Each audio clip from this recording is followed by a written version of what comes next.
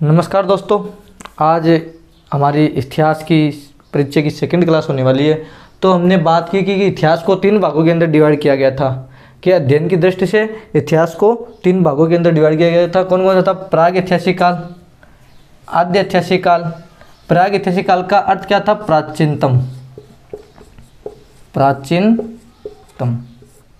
और आद्य ऐतिहासिक का मतलब क्या था? प्राचीन। उसके अंदर ऐतिहासिक काल इसी को बोलते हैं आधुनिक या वर्तमान काल। जो आज का जो काल हमारा वर्तमान जो परिप्रेक्ष्य है उसकी बात करें। अब जब इतिहास का वर्गीकरण किया गया था तो इतिहास को दो भागों के अंदर डिवाइड किया गया था। कितने भागों के अंदर? दो भागों के अंदर। पर इतिहास कुछ घटनाएं अतीत के अंदर ऐसी घटित हुई थी क्या कि कुछ घटनाएं अतीत के अंदर ऐसी घटित हुई थी कि हमें तीसरा भाग जोड़ना पड़ा था। पहले दो भाग कौन कौन से थे? आद्य ऐतिहासिक और ये ऐतिहासिक, ये दो भाग ही थे इतिहास के अंदर। फिर ये तीसरा भाग जोड़ना पड़ा क्योंकि कुछ इतिहास के अंदर ऐसे घटनाएं घटित हुई थी जिसकी वजह से ये तीसरा भाग हमें जोड़ना पड़ा। कैसे कि 1842 के अंदर कर्नाटक के अंदर एक स्थान है, कर्नाटक का जिला कौन सा है? रायचूर। उसके अंदर एक स्थान है लिंगसुगर, जहाँ से हमें पाषाणकालीन औजार प्राप्त हुए। कौन से? पाषाणकालीन। अब बात कर रहे हैं 1842 की, तो 1842 का मतलब कौन सा? कि वर्तमान परिप्रेक्ष्य।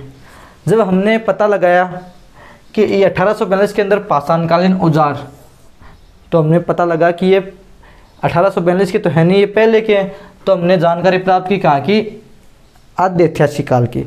आद्य ऐतिहासिक काल के अंदर हमने जाना कि इस समय, कौन से समय? आद्य ऐतिहासिक काल के समय पाषाणकालीन औजारों का प्रयोग नहीं किया जाता था, क्योंकि हम आद्य ऐतिहासिक काल के अंदर सिंधु घाटी सभ्यता का विशेष तौर पर अध्ययन करने वाले हैं। कौन सी सभ्यता का? सिंधु घाटी सभ्यता का। तो हमें पता लगा कि सिंधु घाटी सभ्यता के जो लोग थे वो बहुत ही शांतिप्रिय थे। यहाँ से किसी भी प्रकार के औजार के साक्ष्य हमें प्राप्त नहीं हुए। तो ये मजबूरी बन गई कि एक और इतिहास के अंदर एक और भाग जोड़ा गया जिसका नाम क्या रखा गया? प्राग ऐतिहासिक काल। कौन सा? प्राग ऐतिहासिक काल। तो ये क्या है? ऐतिहासिक और आद्य ऐतिहासिक काल से पहले का काल कौन सा कहलाया? प्राग ऐतिहासिक काल। अब पाषाणकालीन औजारों की अगर बात करें तो ये कौन से हैं? पत्थर से बने हुए, तो इनको क्या कहते हैं? पत्थरों का युग। कौन से? पत्थरों का युग। ये भाग किसका है? प्राग ऐतिहासिक काल का भाग है। तो अब हम बात करने वाले प्राग ऐतिहासिक काल को भी तीन भागों के अंदर डिवाइड किया गया, जिसको पूर्ण रूप से एक नाम दिया गया, जिसे क्या कहा गया? पाषाणकालीन युग। क्या कहा गया? पाषाणकालीन युग। अब पाषाणकालीन युग को भी तीन भागों के अंदर डिवाइड किया गया। कौन कौन सा? पूरा पाषाण काल, मध्य पाषाण काल और नव पाषाण काल। अब बात करें 1842 के अंदर जो हमें पाषाणकालीन जो औजार मिले थे इस प्रकार के थे जो बिना बेढंगे से नजर आ रहे हैं।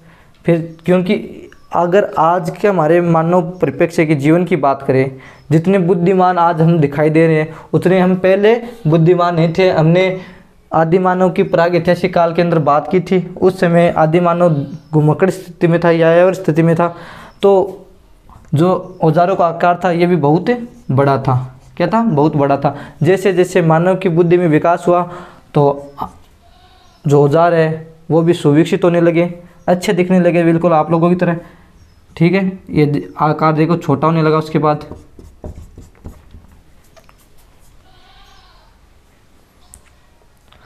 तो हमें जो औजार मिले थे, पाषाणकालीन जो औजार मिलेंगे, तो जो इतिहास के अंदर तृतीय भाग जोड़ा गया था वो कौन सा था?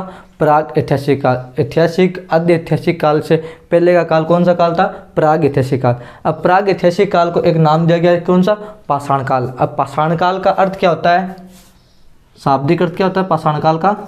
शाब्दिक अर्थ तो क्या होता है? पाषाण का मतलब क्या होता है? पत्थर, पत्थर। और काल का मतलब क्या होता है? युग, अर्थात पत्थरों का युग, यानी स्टोनेज। क्या? स्टोनेज। काल का मतलब अंग्रेजी के अंदर क्या होता है? एज। और पाषाण का मतलब क्या होता है? स्टोन। ठीक है, तो शाब्दिक अर्थ क्या हो गया? पत्थरों का युग। अब इसको भी अध्ययन की सुविधा के अनुसार इतिहासकारों ने तीन भागों के अंदर डिवाइड किया। कितने भागों के अंदर? तीन भागों के अंदर, तीन भाग में विभाजित किया। अब तीन भाग कौन कौन से हैं अभी जानते हैं। तो पहला कौन सा है, पूरा पाषाण, पूरा पाषाण। उसके बाद कौन सा, बीच वाला, बीच वाले को क्या कहते हैं, मध्य, को क्या कहते हैं, मध्य। तो क्या हो गया, मध्य पाषाण। अब एक नया भाग और जोड़ा गया, क्या जोड़ा गया, नया भाग और जोड़ा गया, तो नए को क्या कहते हैं, नव। तो नव पाषाण। अब एक एक की बात करते हैं। तो सर्वप्रथम बात करते हैं किसकी, इसकी। हमने जिस आदि मानव की बात की थी कौन से काल में, प्राग ऐतिहासिक काल के अंदर बात की थी कि मानव की स्थिति कैसी थी। तो आदि मानव की उत्पत्ति हमने बात की थी कि प्राग ऐतिहासिक काल के अंदर हुई थी।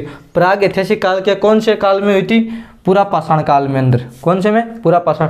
अगर ऑप्शन के अंदर हमें पूरा पाषाण नहीं मिले या पाषाण काल मिले तो क्या करना है, पाषाण काल। अगर पाषाण काल भी ना मिले तो क्या करना है, प्राग ऐतिहासिक काल। अगर प्राग ऐतिहासिक काल और पाषाण काल और पूरा पाषाण तीनों मिले तो क्या करना है, पूरा पाषाण काल। तो इस काल में क्या हुई थी, आदि मानव की उत्पत्ति। तो प्रश्न क्या बनता है कि आदि मानव की उत्पत्ति कौन से काल में हुई थी, तो कौन से में, पूरा पाषाण। पूरा पाषाण ऑप्शन में नहीं आए तो पाषाण काल भी नहीं मिले तो प्राग ऐतिहासिक काल में। अब हम एक कहानी के माध्यम से अगर बात करें, क्या हमने बात की थी कि इस काल के अंदर जो आदि मानव था उसकी बुद्धि का विकास इतना हुआ नहीं था। या ऐसा बात करें कि अभी अभी एक छोटा बच्चा हुआ है, यानी बाग के अंदर अभी फूल खिलाई है। क्या हुआ, बाग के अंदर अभी फूल खिलाई है। तो क्या होगा कि अब एक छोटा बच्चा होता है, उसको हम जहाँ कहते हैं वहाँ बैठता है, जैसा खाना खिलाएंगे वैसा खाता है, जैसा कहेंगे वैसा ही करेगा। अर्थात कहने का मतलब क्या है कि इस काल के अंदर आदि मानव कौन सी स्थिति में था, दयनीय स्थिति में था, क्योंकि किसी प्रकार का ज्ञान नहीं था, अबोध था। क्या हुआ, किसी भी प्रकार का इसको ज्ञान नहीं था, अबोध था। तो जैसा इसको कहेंगे वैसा करेगा ये। तो कौन सी स्थिति में था। अब छोटे बच्चे की बात करें, अगर एक छोटा बच्चा आपने देखा होगा कि घर के अंदर रहता है तो वो एक जगह नहीं टिकता, कभी इधर जाता है कभी उधर जाता है। अर्थात इस काल के अंदर आदि मानव यायावर स्थिति में था। यायावर स्थिति में, यायावर का मतलब क्या होता है, घुमक्कड़, यानी एक जगह नहीं रहना, अलग अलग जगह जाता था। अब इस काल के अंदर आदि मानव अपना जो अब बच्चा होता है उसको भूख भी लगेगी, अगर भूख लगेगी तो कोई ना कोई अपना जीवन यापन करने के लिए कार्य करेगा। तो इस काल के अंदर आदि मानव अपने खाने के लिए, जीवन यापन के लिए केवल किस पर निर्भर था, शिकार के ऊपर। किसके ऊपर, तो शिकार के साक्ष्य कहाँ पर मिले, कौन से काल के अंदर मिले, पूरे पाषाण के काल, केवल शिकार के साक्ष्य।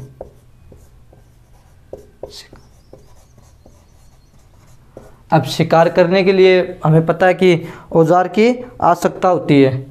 तो प्रश्न ये होता है, आरएस के अंदर आया हुआ ये क्वेश्चन है कि आदि मानव द्वारा निर्मित प्रथम औजार कौन सा था, तो उसका नाम क्या था, हस्तकुटार।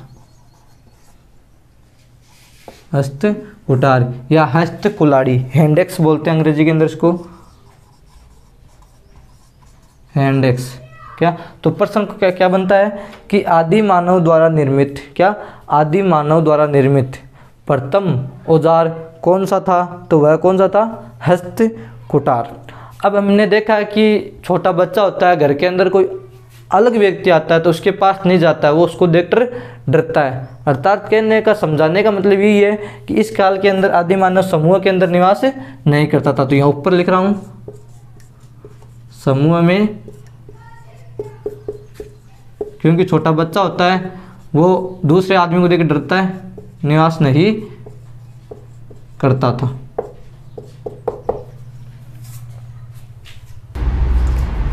पूरा पाषाण काल की बात कर लिए, अब बात करते हैं मध्य पाषाण काल की। हमने बात की थी कि पूरा पाषाण काल के अंदर आदि मानव दयनीय स्थिति में था, औजार का आकार बड़ा था, शिकार करने के लिए औजार की आवश्यकता थी तो औजारों का आकार बड़ा था। और आदि मानव द्वारा निर्मित प्रथम औजार कौन सा था, हस्तकुटार।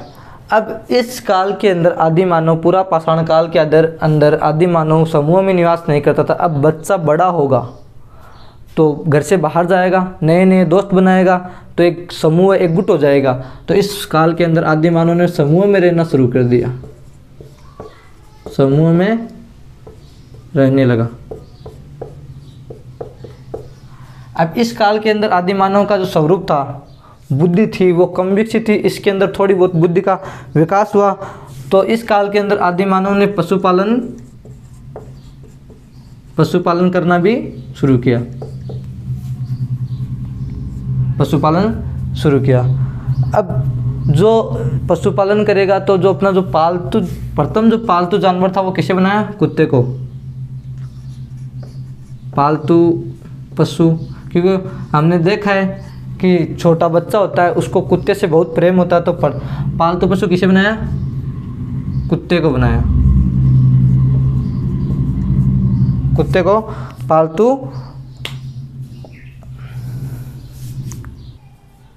अब इस काल के अंदर आदि मानव की बुद्धि के अंदर विकास हुआ। अब शिकार करने के लिए जिस इस काल के अंदर औजारों का आकार बड़ा था, तो इसने देखा कि जो काम छोटी अंगुली से हो सकता है उसके लिए बड़ी का क्या काम। तो औजारों का आकार है, का आकार इसके अंदर है छोटा था।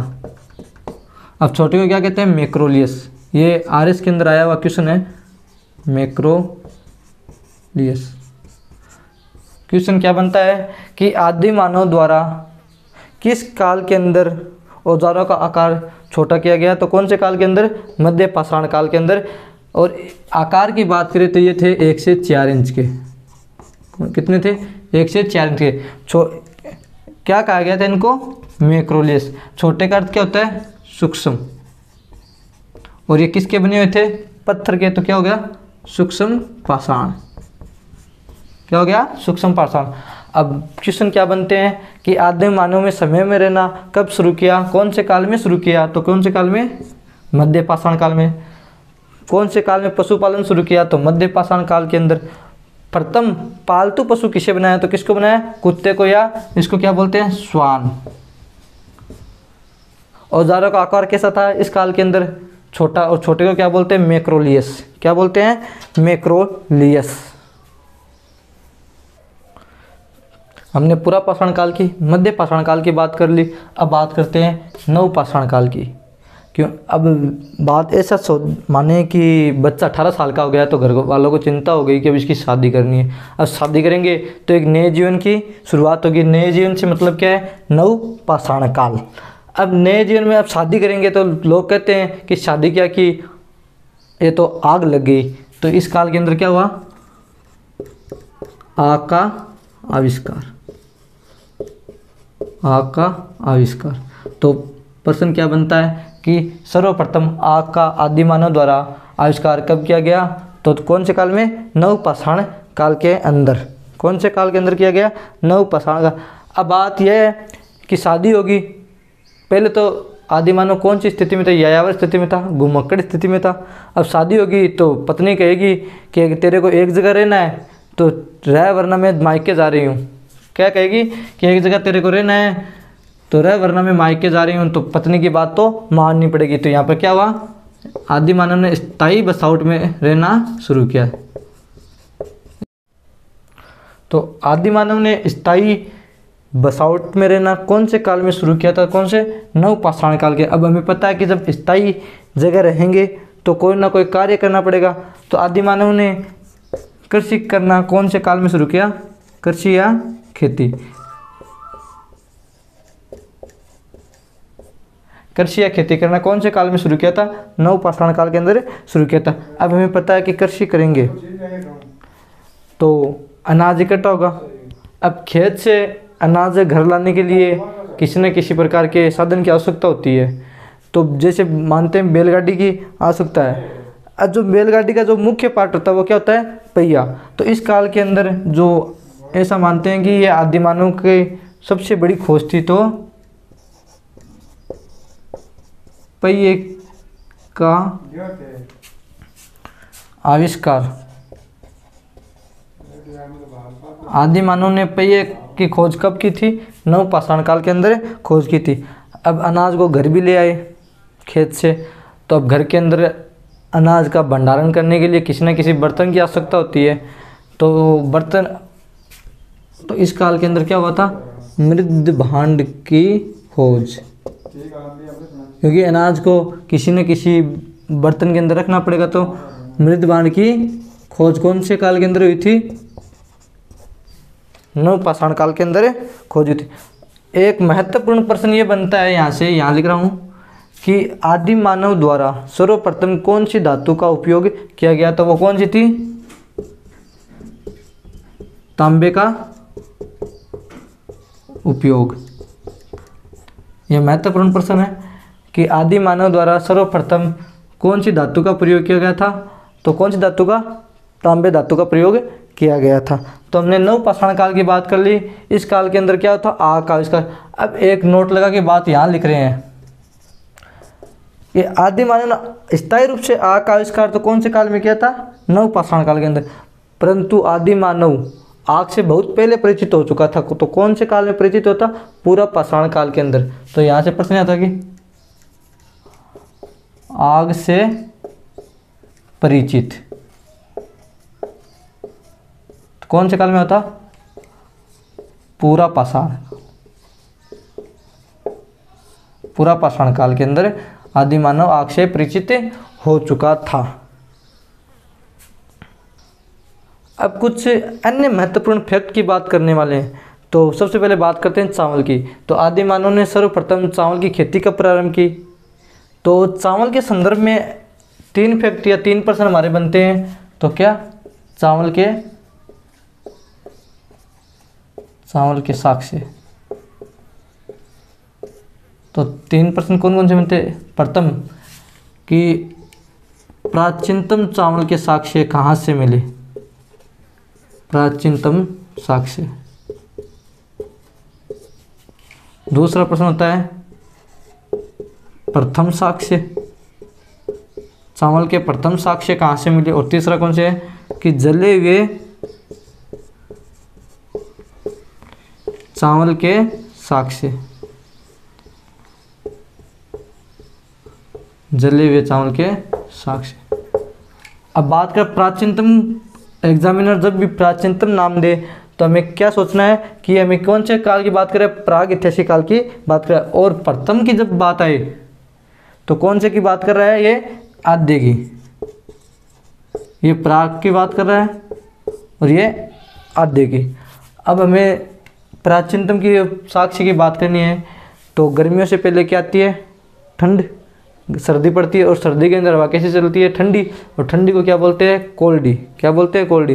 तो जब जब हमारे कानों को ठंडी हवा लगे यानी कोल्डी हवा लगे तब तब चावल की प्राचीनतम खेती में करनी है। तो क्या,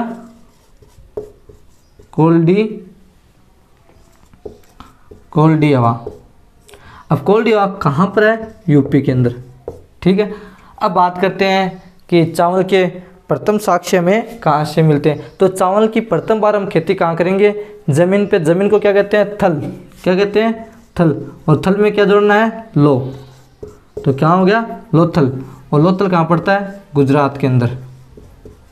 कहाँ पड़ता है, गुजरात के अंदर। ये सिंधु घाटी सभ्यता के अंदर एक महत्वपूर्ण स्थल है जिसको हम आगे सिंधु घाटी सभ्यता के अंदर विस्तार से पढ़ने वाले हैं। अब बात करते हैं जले हुए चावल के साक्ष्य में कहाँ से मिलते हैं। तो हमें पता है कि जब चावल जल जाते हैं, कोई भी वस्तु जलती है तो कैसे दिखाई देती है, काली।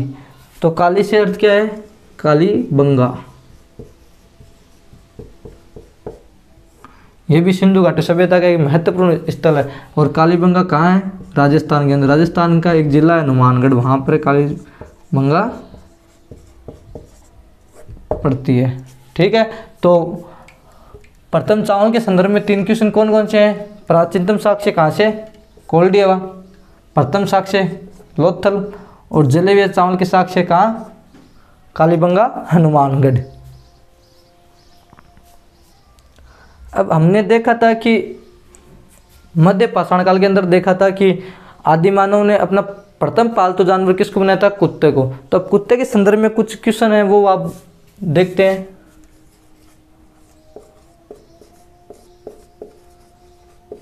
कुत्ते को क्या बोलते हैं, श्वान। क्या बोलते हैं, श्वान। तो प्रथम क्वेश्चन यही है कि मानव के साथ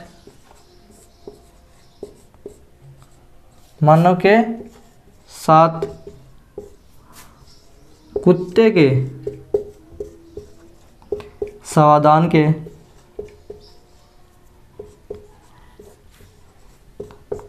प्राचीनतम साक्ष्य कहाँ से मिले?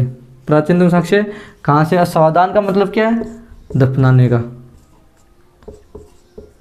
समाधान का अर्थ क्या होता है? दफनाने के संदर्भ में समाधान है। तो हमें पता है कि कुत्ता है जो आदि मानव के साथ पहले कहाँ रहा होगा? घर के अंदर। घर को क्या कहते हैं? होम। क्या कहते हैं? होम। तो होम को, होम के आगे क्या जोड़ना है? बुरुज। बुरुज होम। और ये क्या पड़ता है? जम्मू एंड कश्मीर के अंदर बुरुज होम पड़ता है। एक महत्वपूर्ण बात कि जो बुरुज होम के लोग थे वो क्या कहाँ निवास करते थे? भूमि के अंदर गड्ढा खोद के निवास करते थे। कहाँ? गर्तावास में। जो बुरुज होम के जो लोग थे वो कहाँ निवास करते थे? भूमि थी, भूमि के अंदर गड्ढा खोद के निवास करते थे, तो गर्तावास में निवास करते थे। अब दूसरा प्रश्न क्या बनता है कि मानव के साथ कुत्ते के प्रथम साक्ष्य कहाँ से प्राप्त होते हैं? प्रथम साक्ष्य, तो प्रथम साक्ष्य कहाँ से होता है? रोपड़। रोपड़ कहाँ पड़ता है? पंजाब के अंदर। यह भी सिंधु घाटी सभ्यता का महत्वपूर्ण स्थल है, जो सिंधु घाटी सभ्यता के अंदर इसकी चर्चा करने वाले हैं। अब कुछ अन्य महत्वपूर्ण फैक्ट की बात करने वाले हैं। हमने जाना था कि आदि मानव ने कृषि खेती स्टार्ट की थी। स्थायी बसावट के साक्ष्य हमें मिले थे, तो वो कहाँ कहाँ से मिले थे? तो प्रथम क्या है कि स्थायी बसावट के साक्ष्य, कि आदि मानव के स्थायी बसावट के साक्ष्य कहाँ से मिले थे? तो ये क्या मिले थे? महरगढ़। महरगढ़, क्योंकि आदि मानव ऐसा मानते हैं कि आदि मानव पर भगवान की महर हुई थी, तो इसे क्या हो गया? महरगढ़। महरगढ़ कहाँ पड़ता है? पाकिस्तान के अंदर। महरगढ़ कहाँ पड़ता है? पाकिस्तान के अंदर। और यहीं से बात करें तो प्राचीनतम कृषि के साक्ष्य,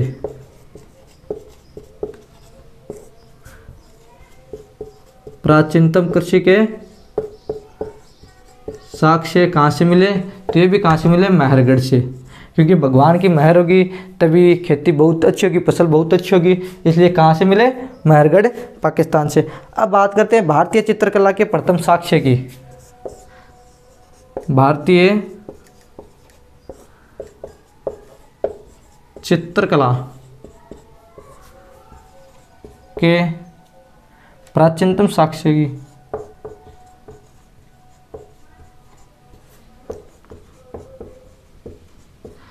तो ऐसा मानते हैं कि एक भीम नाम का लड़का था। क्या था? एक भीम नाम का लड़का था, जो क्या उसने क्या किया कि एक पड़ोसी था उसके, तो भारतीय चित्रकला के प्रथम साक्ष्य कहाँ से मिले थे? तो ये मिले थे भीमबेटका। भीमबेटका। अब भीमबेटका कहाँ पड़ता है? एमपी के अंदर। कहाँ पड़ता है? भीमबेटका एमपी के अंदर पड़ता है। अब बात करें भारतीय चित्रकला के प्रथम साक्ष्य की। प्रथम साक्ष्य, तो ऐसा मानते हैं कि एक मोहन नाम का लड़का था जिसने प्रथम बार चित्र बनाया था। कहाँ बनाया था? दड़ों पे। तो कहाँ? मोहन जोदड़ो।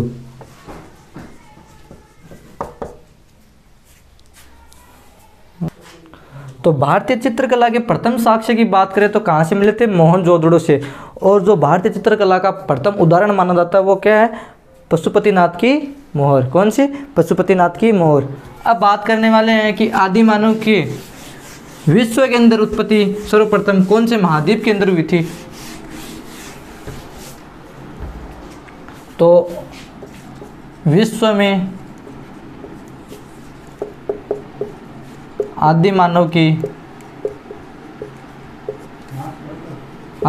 की उत्पत्ति के साक्ष्य, तो विश्व में आदि मानव की उत्पत्ति के प्रथम साक्ष्य कौन से महाद्वीप से मिले थे?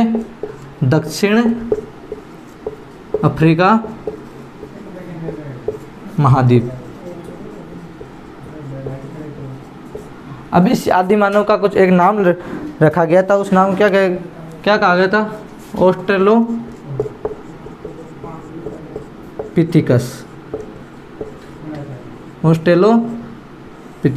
अब भारत के अंदर आदि मानव की उत्पत्ति की बात करें तो वो कहाँ मिली थी? भारत में आदि मानव की उत्पत्ति के साक्ष्य, आदि मानव की भारत में उत्पत्ति के साक्ष्य कहाँ से मिले थे? तो ये मिले थे शिवालिक क्षेत्र, शिवालिक क्षेत्र से मिले थे। और आदि मानव का नाम क्या था? हम लोग कोई भी कार्य स्टार्ट करते हैं सर्वप्रथम राम का नाम लेके स्टार्ट करते हैं, तो क्या? Ramapithecus, Ramapithecus. तो हमने बात कर ली विश्व के संदर्भ के मायने आदि मानव की उत्पत्ति के साक्ष्य कहाँ से मिले थे? तो दक्षिण अफ्रीका महाद्वीप से मिले थे। नाम क्या था? ऑस्ट्रेलोपिथिकस। और भारत में आदि मानव की उत्पत्ति के साक्ष्य कहाँ से मिले थे सर्वप्रथम? तो शिवालिक क्षेत्र। और नाम क्या था आदि मानव का? रामापिथिकस। हमने भारत के परिचय की बात कर ली। अब आगे बात करने वाले हैं सिंधु घाटी सभ्यता की, जो नेक्स्ट वीडियो के अंदर बात करेंगे। धन्यवाद, थैंक यू।